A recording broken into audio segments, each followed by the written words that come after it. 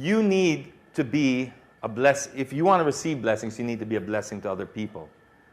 And so from that moment on, after I saw what happened to other people in the news, I told myself, I vowed that day, I will stop giving money to charity.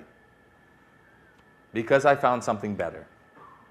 If you really truly want to help somebody, you give a piece of yourself.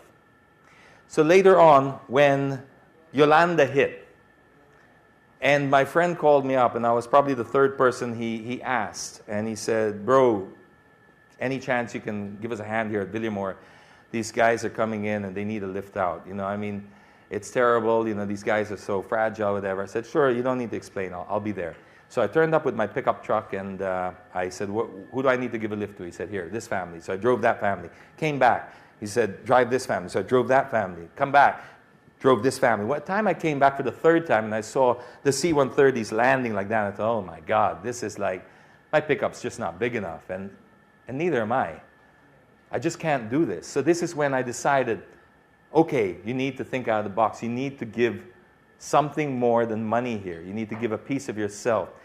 And I realized that everything that I had been through up to this point was pretty much engineered by God to get me here. Because He wanted me to use a certain skill set that He had taught only through experience and through hardships to apply now to help other people. And using all the blessings that God had given me and the skill set I learned through experience, through hardships and coming through the battleground, I applied those to charity. Communication was number one. God had granted me an audience. That's number two. And so I tried to apply it. So what I did was quite simple. Hey, anyone going south early today? Would you be able to offer a lift? You know, a child and his mother are looking to get a lift down south, and oh, by the way, make room for a teddy bear. So that's kind of intriguing, right? So a friend calls up. Hey, what's the deal with this? Nothing, man. Just a couple of people need a ride, and if you're going that way, yeah, sure. Of course, I'm going home now. Well, what do I do? Just swing by Villamore. Look for me. Okay. Turns up, what's up, man? Well, I'd like you to meet this mother and her child, and they just came from Tacloban, and hey, if they were going that way, it would help out.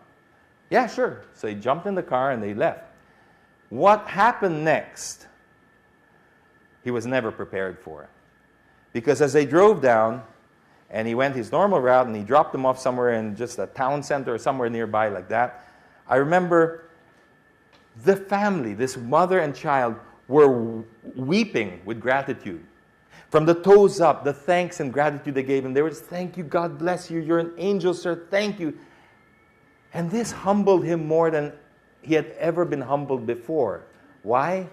Because he gave something that was so insignificant to him. Something he had taken for granted every day of his life, but never take for granted something that you give to a person that has nothing.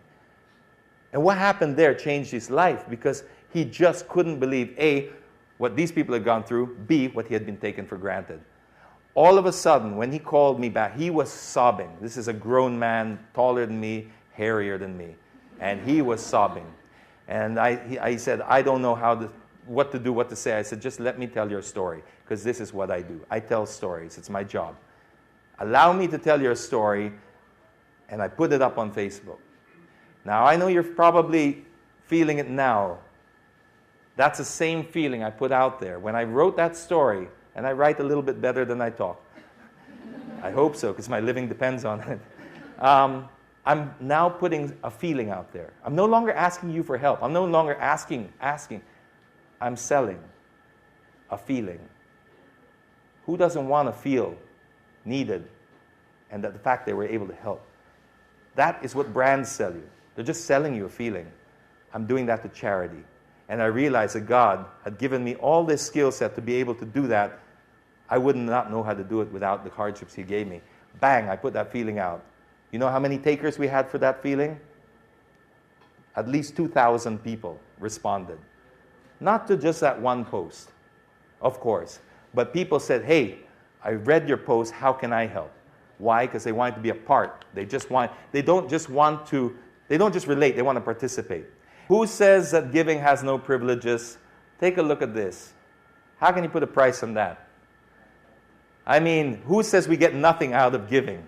When you are a part of that person's story and you're part of that, it's the greatest feeling in the world. And it's about reapproaching the way we look at charity. And once again, it's about coming from a place to learn that I could have never, ever done any of this without what I had been through. I'm certainly not taking credit for all of Oplan Hatid. As you will see, we are a few, more than a few. And these dedicated souls here are still together. We still talk regularly, and we consider ourselves somewhat of a charity SWAT team because we just come out when we're really, really needed, and we band together and we do what we can.